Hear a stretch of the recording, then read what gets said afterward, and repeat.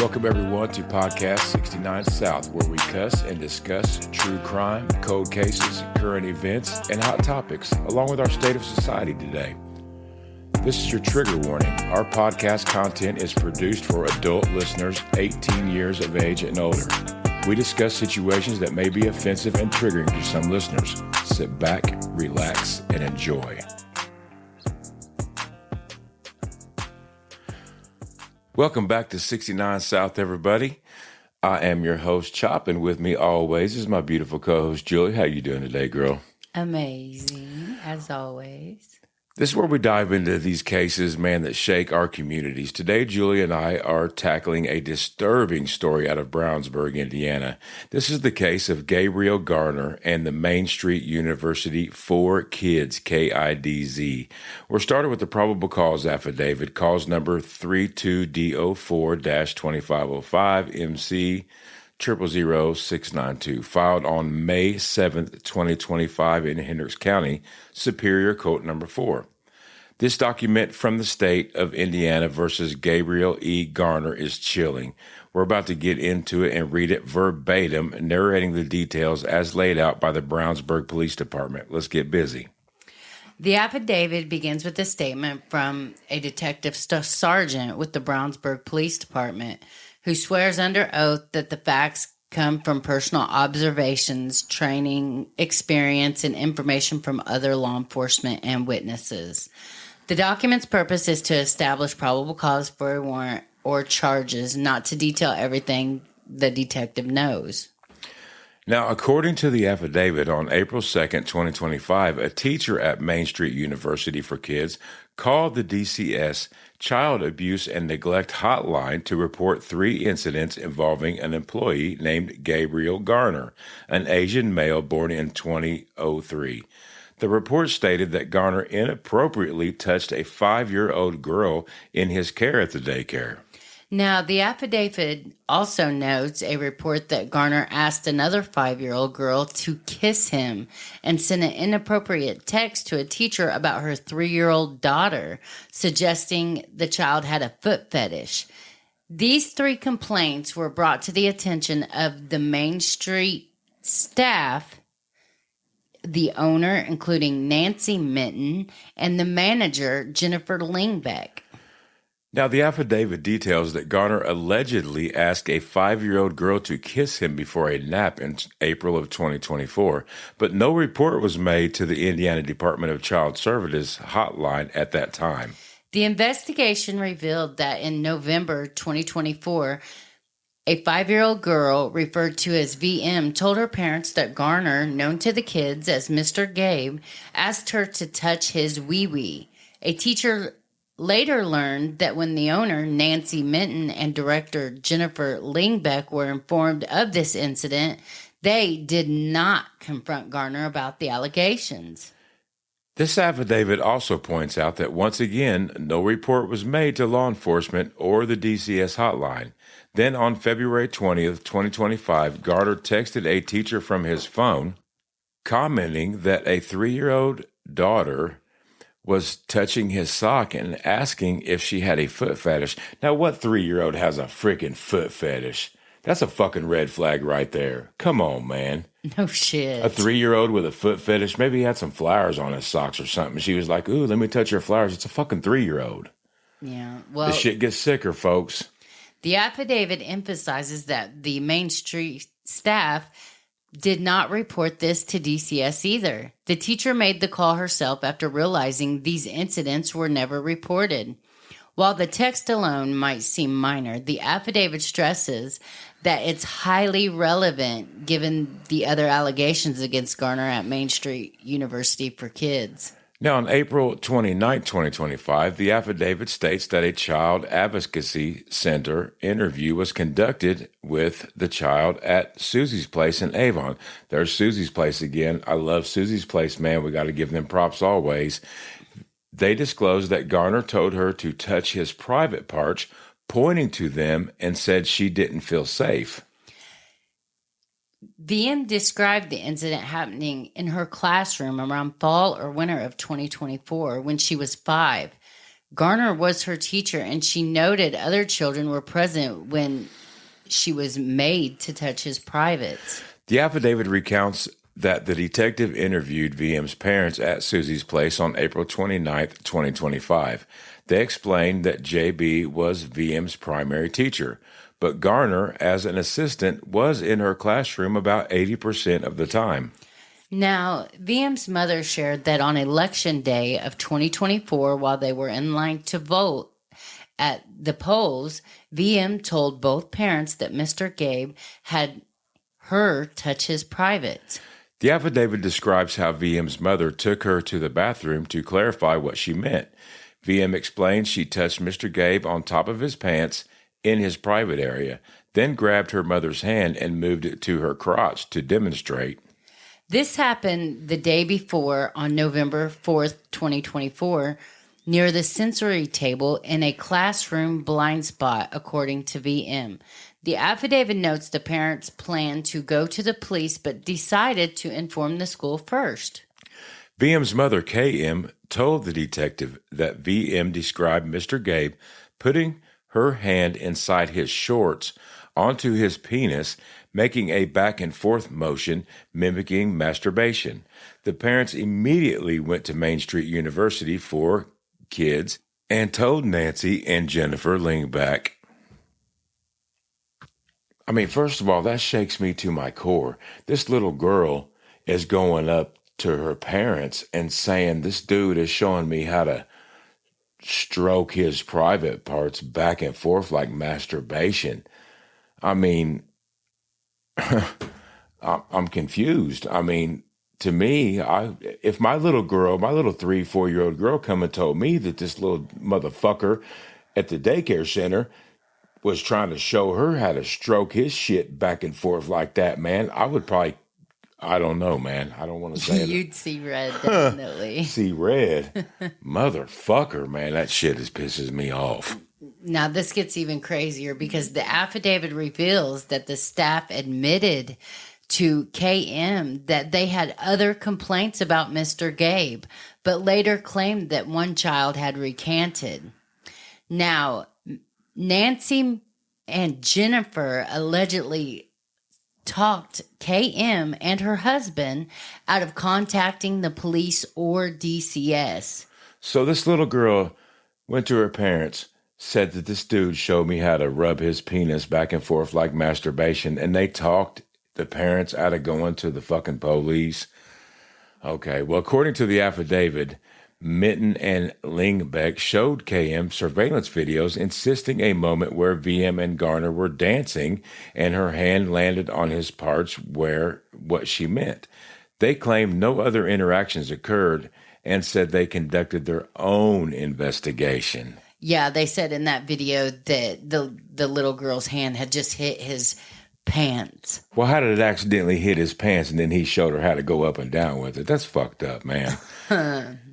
Now, KM told the detective she pointed out a blind spot on the classroom camera, where VM said the incident happened and expressed discomfort. She felt the school gaslit her into believing nothing occurred, convincing her not to call the police. That's exactly what they did. Exactly. The affidavit describes KM explaining to Minton would show her video clips and say things like, see how that's not possible? Or point out Garner was alone for only 5 minutes before another teacher entered, implying no time for misconduct. 5 minutes is plenty fucking time for misconduct. The affidavit underscores that Main Street staff never reported the allegations to DCS or law enforcement. When the victim's mother later spoke with DCS, who checked on VM, she mentioned VM's recent sleep issues, wearing pull-ups and therapy visits, noting that VM woke up every night for 12 weeks during the time she described Garner's actions. KM told the detectives that after DCS contacted them on April 2nd, 2025, Minton requested a meeting that Friday. Minton repeatedly listed reasons why Garner couldn't have harmed VM at the school. The affidavit notes KM's frustrations when Minton claimed, "We didn't call the police because you didn't want us to." KM told the detective she didn't trust Minton and felt Minton shifted the responsibility of reporting to her. Wow. We'll be right back. Hey everybody, it's Chop here at 69 South. We have gathered quite the following of new and faithful listeners. In fact, we're in 72 countries and 1,600 cities. It excites the shit out of us, to be honest. We have countless downloads and streams. If you're a small business starting out or an accomplished business looking for some good advertisement, shoot us an email at 69southpodcast@gmail.com. The 6 and the 9 are numbers, southpodcast@gmail.com. Thank you for listening. Have a good day. We will send you a advertisement package.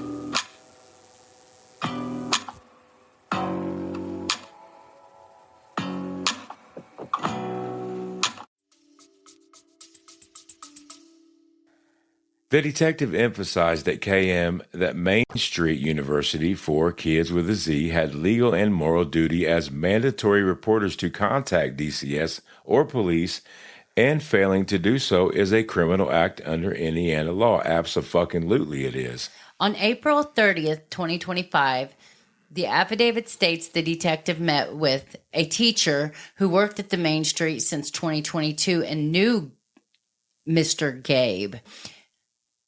She had heard complaints about Garner and questioned why no action was taken. JB told the detectives that she had discussed mandatory reporting with Jennifer Lingbeck at least twice, citing DCS and Indiana licensing requirements.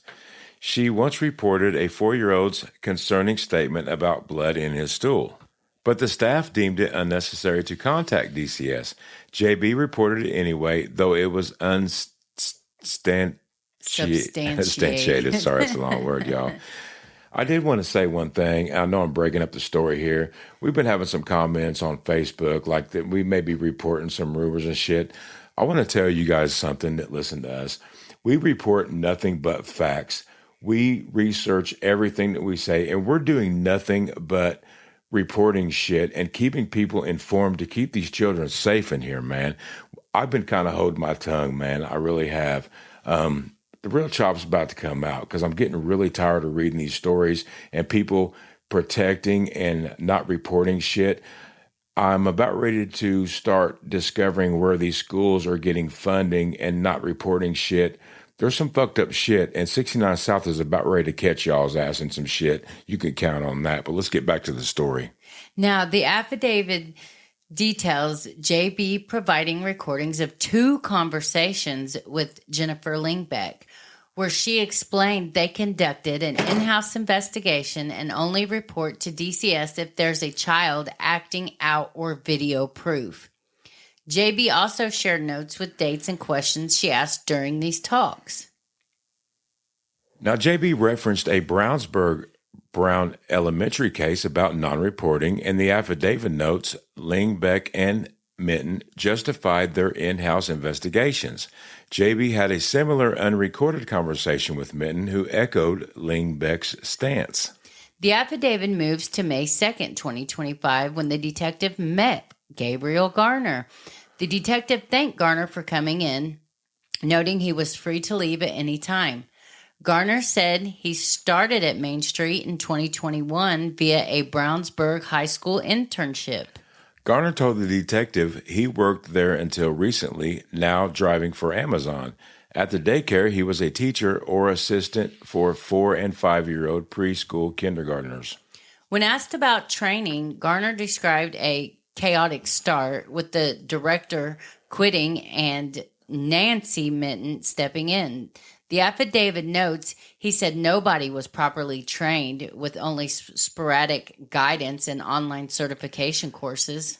Garner explained to the detective that he'd print certificates from online courses and hand them to staff, with no progress checks. When asked about mandatory reporting training for abuse, he admitted it was self-guided and disorganized. The affidavit states Garner mentioned a child wearing the same clothes, suggesting neglect, but felt parents should have handled it. He agreed with the detective that he was the kid's first line of defense, but he didn't feel responsible for stepping in. Don't you think that's a little bit different? I mean, maybe parents are real fucking busy. Maybe they have 4 or 5 kids. Maybe the kids come in wearing the same damn britches. So fucking what? You need to report a dude that's showing a little girl how to go up and down with his hand near his britches. I'm just saying, man, that's a different story. Do you feel what I'm saying? Exactly. I'll tell you what, 69 South is getting really tired of the bullshit that is not being reported. We are only here to protect kids. If you don't want your name blasted on 69 South, don't fuck around with little kids. That's the bottom line. Get back to the story. Now, Garner told the detectives that he left the daycare because his Amazon job took precedence, reducing his daycare hours. He said Nancy Minton and Jennifer Lingbeck ran the place, and Minton treated him well over his 4 years there. The detective informed Garner they were discussing a DCS report, possibly something Main Street had already addressed with him. Garner said Minton and Lingbeck recently called, warning him police might contact him about a past incident they claimed was resolved with parents. So they called to warn him? Yeah, they called to warn him. I feel like funding is more important than these little babies' safety. Don't you? I mean, there's something there. We're going to dig into this. It's a daycare, more like a preschool. So I know, man. We are going to dig into this shit in these schools, man. Something's funky's going on, and we're right there. We're right there, people. So you better be watching your ass. I'm telling you. The affidavit notes that Garner said the daycare reviewed camera footage, found nothing, and the parents accepted it. When asked if this was the touching incident, Garner confirmed it was, appearing nervous, cotton-mouthed, and laughing. Fucking dry mouth and laughing. Garner identified the child as VM, who disclosed he placed her hand on his penis. He said the daycare called him a month before, aligning with the April 2nd, 2025 DCS report. When asked about the kissing allegation with another girl, Garner denied it, saying it was another resolved incident involving a girl named JL, age 5. The affidavit notes that he claimed the daycare showed parents no evidence existed. The detective asked when the touching incident occurred, and Garner estimated 4 or 5 months prior, around November or December of 2024, matching VM's November 4th allegation. He said it was the day he returned to work. When asked if any kids touched him, Garner hesitated, saying, "Well, not that I can remember." The detective mentioned camera footage showing something with VM, asking why he did it. Garner cited a rough upbringing with arguing parents. Oh, shit. Let's just blame it on our parents arguing. Oh, my parents fucked with me, so I didn't want to report that I made this little girl touch me in my private parts. Now, the affidavit describes Garner saying VM was on his lap and her hand just went there. On top of his clothes, he admitted knowing it was wrong, but denied touching VM's vagina, breast, or butt, claiming her hand only touched his penis over his clothes. So he's sitting there admitting it. What happened to the daycare director, Miss Nancy and Miss Jennifer, and their gaslighting video of, that's where she accidentally touched him? Garner denied being erect, smiling and laughing. See that shit right there? Oh my God, makes me want to smash this motherfucker. I'm sorry. Even when asked if he wore shorts, which VM said he did, he claimed it happened once, shrugging when asked why he chose VM, citing a bad day and stress. The detective asked if Garner put VM's hand on his penis and moved it side to side, mimicking masturbation. Garner said, "I don't think so," suggesting it was because he lacked a girlfriend, smiling as if enjoying the discussion that he's having with this detective. So, I don't have a girlfriend, but this little girl, oh my God, this motherfucker. The affidavit notes Gardner's awkward comment that we are human and that was a little girl, but you know what I mean. He admitted it was wrong, denied masturbating afterward. He said that he felt guilt, maybe doing it to see what it would feel like. Right there's a sick motherfucker. When asked if he found kids attractive, Garner laughed without answering. That says it all. He admitted to occasional pornography and talking to girls his age.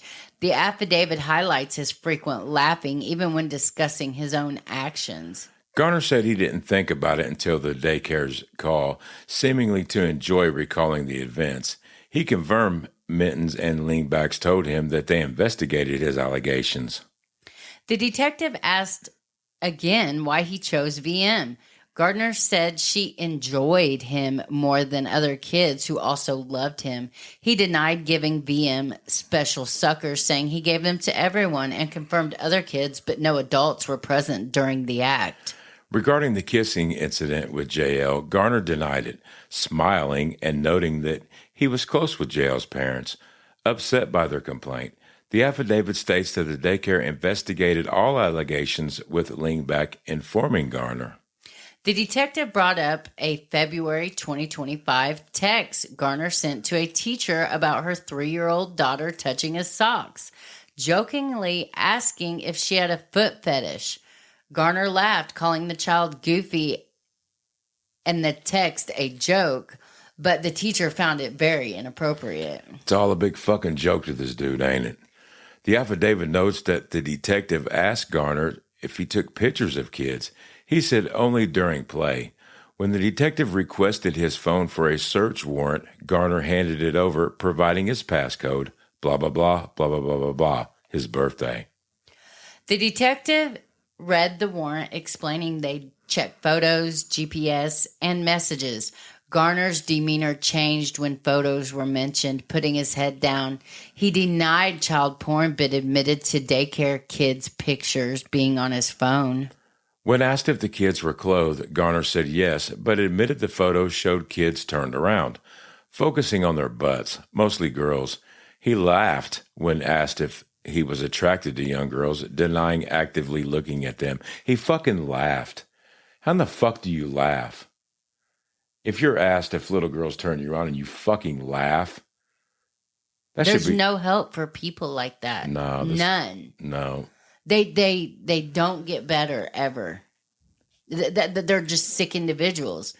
Now, this affidavit states Garner admitting being too far into it and that working with kids wasn't his goal.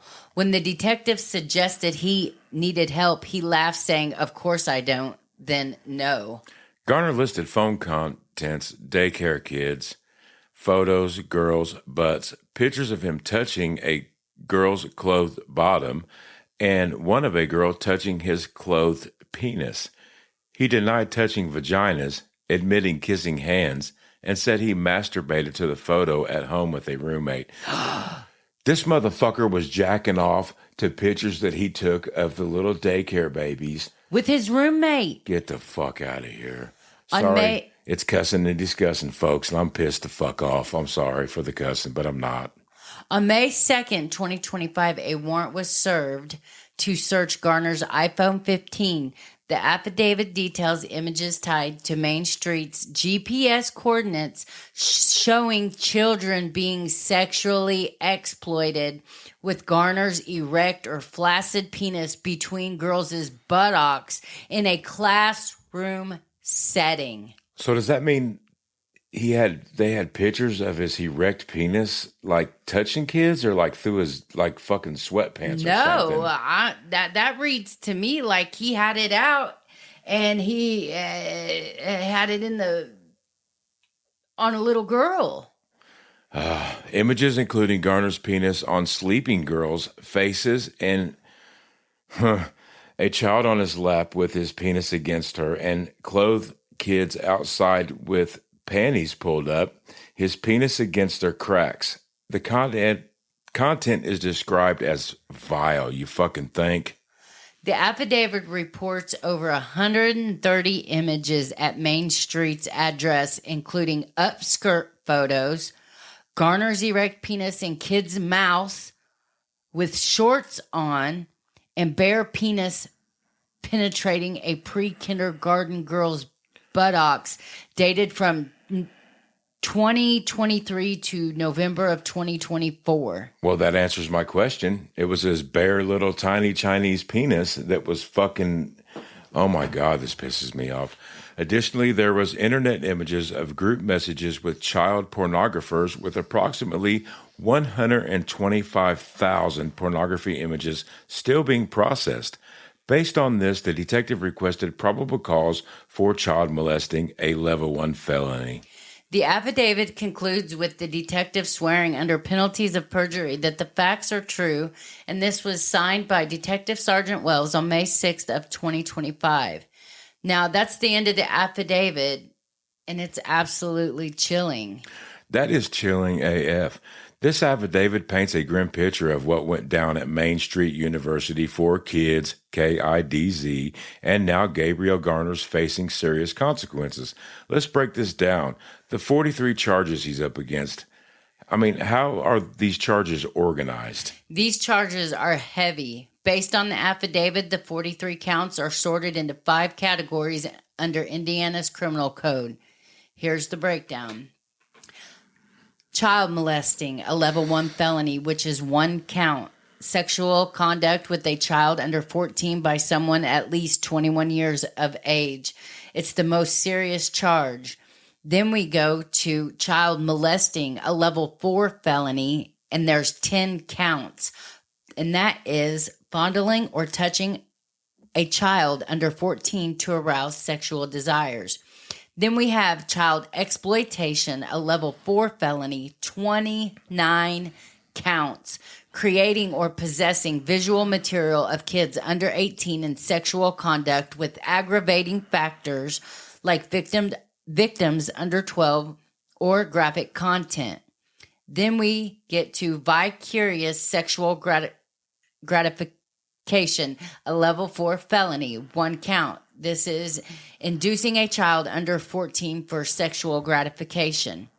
Then we have possession of child pornography, a level 5 felony, 1 count with an aggravating factor for material involving a kid under 12. So 43 charges with 29 just for child exploitation? After the affidavit, it's no shock, but it's still staggering. What's the worst case scenario if Garner gets the max on all these? Hopefully it's life times 50,000. It's a massive, massive number. If the judge hands down the maximum for each count and stacks them consecutively, here's the math. I hope Judge Jeffrey Bowles is ahead of this damn case. It's Hendricks County, Isn't he right? retired? Man, I think he's retired, but I hope not, boy, because he would put the hammer on this punk-ass dude's ass. So here's the math. For a level 1 felony, that's 40 years. The 4 felonies, 10 for, the 40 level 4 felonies, 10 for molesting, 29 for exploitation, 1 for gratification, each carries 12 years. So 40 times 12 is 480 years. A level 5 felony for possession is 6 years. That's a total of 526 years plus fines up to $430,000. I think they should give him a break. I think they should give him 500 years and then 26 years on probation. 526 years, that's practically a medieval sentence. But is that realistic? What's the minimum he's looking at, you think? Good question. Indiana law caps consecutive sentences for a single episode of criminal conduct at 42 years for a level 1 felony. But with 43 charges likely involving multiple victims and incidences, the judge could stack them higher. Minimum, if all consecutive, the level 1, 20, the level 4, 40 times 2 is 80, the level 5 is 1 year, so that's 101 years. If some run concurrently, it could drop to 20 years, but with this many charges, it's unlikely. 101 years minimum is still a life sentence, and those fines are no joke. After that affidavit, it's clear why the state's throwing the book at him. I think they need to throw the whole damn encyclopedia, like the whole thing you could buy on that motherfucker. Absolutely, Chop. That shit pisses me off. Where was the other people? I mean, shouldn't there be 2 people in a room? I mean, when you're watching that many kids? I don't know. We didn't send our kids to daycare. Hell no, we didn't send the reasons like this. This is bullshit. I remember, I swear, when we were kids, it seemed like shit was so much different, man. You could trust the old ladies at the daycare. Matter of fact, your mama run a daycare, man, and I would put anybody in front of her. She's so sweet, still alive, 80-some years old, still an angel. Yeah, we love you, Mama. We love you, man. Granny hug. But So that's what I'm saying, though. The people nowadays are so different, man. Why ain't they? It just blows my mind, man. It really does. It just seemed like old school people, old school grannies cared a hell of a lot more, man. I never seen them old women hire dudes or try to make kids touch their privates and shit, man. It's just a different fucking world. Now let's shift our narrative to Nancy Minton, the owner, and Jennifer Lingbeck, the director. They were told about these horrific allegations and chose not to report to police or DCS, despite being mandated reporters. Instead, they did their own investigation and allegedly gaslit parents into thinking nothing happened. Julie, what kind of trouble should they be in? this is just infuriating. As mandated reporters, Minton and Lingbeck had a legal duty to report any suspicion of child abuse immediately. By sitting on these allegations, they could face serious charges under Indiana law. Here is what is on the table for them. Failure to report child abuse is a Class B misdemeanor with up to 180 days in jail and a $1,000 fine. If their delay led to kids being harmed, like Garner continuing to abuse, it's a level 6 felony, 6 months to 2.5 years, and it's up to a $10,000 fine. They could be looking at obstruction of justice. Conducting their own investigation could be seen as interfering with law enforcement. That's a level 6 felony with the same penalties. And then you have neglect of a dependent. Allowing Garner to stay around kids after allegations could be endangerment, a level 6 felony. But if kids were seriously harmed, it's a level 3 felony, 3 to 16 years and a $10,000 fine.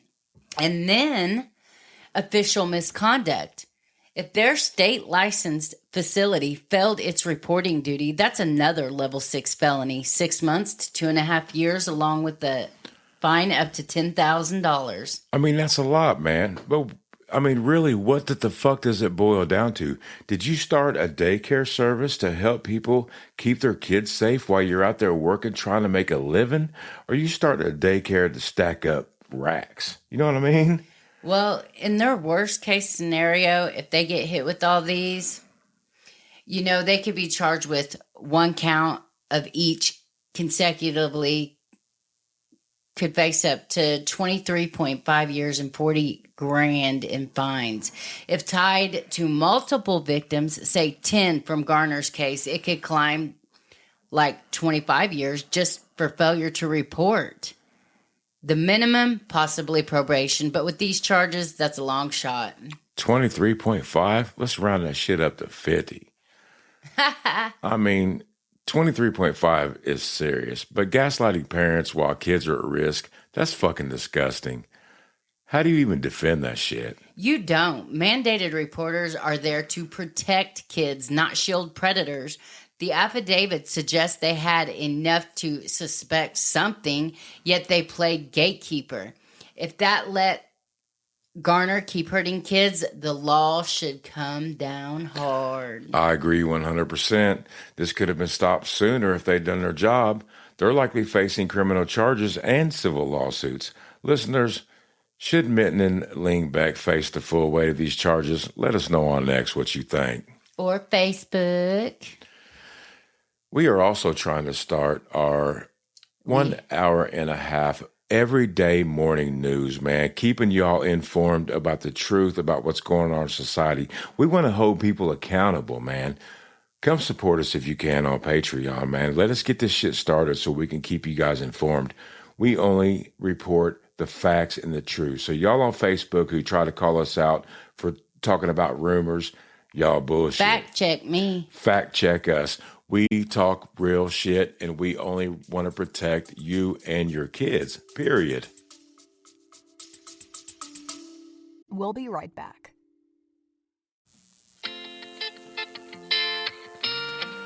Hey everybody, this is Chop from 69 South, man. While we're taking a little break, get up, get yourself something to drink, grab yourself a plate of food. But hey, look up shopcitadjules.com, man. Pick up one of our badass 69 South t-shirts. A portion of the proceeds goes to victims, and it helps support our show. Help keep the lights on here in the studio. We thank you all so much for listening. Everybody, just take it easy and enjoy life. That's what it's all about. Hold on, Chop. It gets worse. Main Street University for Kids with a Z, owned by Minton, is state licensed until it was shut down with when these allegations surfaced. I've got inspection reports and a letter from the Indiana Family and Social Services Administration, and this place had issues long before this case. So they got a track record of problems. That's bad news for Child Care Center. The inspection reports show a pattern. On October 26th of 2020, the state found 2 of 5 staff files lacked first aid training documentation, violating Indiana Regulation 470 IAC 3-4.7-35. They fixed it by November 16, 2020. On December 2nd, 2021, they were cited for leaving a child unsupervised in a classroom bathroom, breaking the Indiana Code 3-4-7-48 on child to staff ratios, which was resolved the next day. Well, hopefully the Chinese dude wasn't in there in the bathroom that day. Damn. Leaving a kid alone in the bathroom, that's a huge red flag. You trusting them with your children, they can't slip up like that. What else they got going on, man? On October 26th, 2022, 2 years to the date, from a previous violation, they had issues with kids' files. 5 of 10 lacked physicals, 2 missed current immunizations, 1 didn't have parent work info, 4 lacked child development info, and 8 missed extracurricular permission slips. 3 infant files lacked feeding plans, and the infant room missed a physician's signature, violating more laws. So they had to fix all that by November 30th of 2022. That is kind of a mess, man, Julie. Missing medical records, supervision lapses. This isn't just one mistake, it's negligence. Then the FSSA steps in, right? Exactly. On May 8th, 2025, the FSSA issued an emergency closure order for Main Street University for Kids at 325 East Main Street, Brownsburg, Indiana. The letter, signed by Adam Allison from the Office of Early Childhood, cites information received on May 6, 2025 about sexual abuse or exploitation of kids, plus an ongoing police investigation. They invoked Indiana Code 12-17 2-4-18.7, stating violations posed an immediate threat, and they noted lack of supervision led to serious injury of at least 1 child. Shit. Lack of supervision again, tying back to that 2021 bathroom incident. The affidavit shows Minton and Lingbeck didn't report Garner's allegations, and now the FSSA calls that supervision failure conscious and systematic. That's fucked up. It is. The FSSA shut them down immediately, telling Minton she could request a meeting within 10 days or appeal within 30, but the center had to stay closed. They even directed parents to find new child care via the state's referral agency. And get this, there were already 11 critical health and safety violations on record before this. So 11 critical violations. That's a neon sign saying, we're not keeping your kids safe. Systematic supervision failures leading to abuse? No wonder the state pulled the plug. This was a disaster waiting to happen, and those kids paid the price. And look, man, maybe these 2 ladies started this daycare system wanting to help kids, wanting to take care of kids. Do you think money just came more important and The reputation of their daycare, absolutely it did. Yeah, I mean, people, if you're going to start a daycare system to help kids, it is not that freaking difficult to take care of kids in the right fucking way. It's not. And these children, they paid the price. From missing records in 2020 to supervision lapses in 2021, violations in 2022, and now this 2025 closure, it's clear Minton and Lingbeck weren't running a tight ship. Their failure to report Garner's fits this pattern of negligence. It's a pattern, all right. They had years to fix these things, but instead, they let it slide until it exploded in the worst way. Parents trusted them. And this is what they get. Heartbreaking, listeners. What do you think about this daycare failures, man? Share it to us on the X. Now, before we dive into public reactions, I want to give you a quick update on the Gabriel Garner case status. Court records show a $600,000 cash bond was set during his initial hearing on May 9th. Garner appeared via video link from custody, and as of May 10th, there's no indication the bond has been posted and he remains in custody. That is the highest bond amount cash I have ever seen in any of the stories that we have ever reported. Good for them. Absolutely. That's good to know that his punk ass ain't back out on the streets. What's next for the court dates, you think, baby? The next dates are pre-trial conference on June 30th, and then a jury trial is set for July 22nd, 2025. But you know how those go. They always get pushed back. There's multiple no-contact orders were issued to protect the victims. And he was appointed counsel like a public defender. And so that's about it on that. Well, I'll tell you what, 69 South is not going to let this bullshit slide under the rug like everything else seems to be sliding under the rug. 69 South is going to keep you guys in freaking facts to these cases, man. We're tired of this shit getting brought on the news and the swept under the rug, and then these guys getting a little bit of this, a little bit of that. We're tired of it. It's bullshit. We know you guys are tired of it, man. And just stay in tune with us.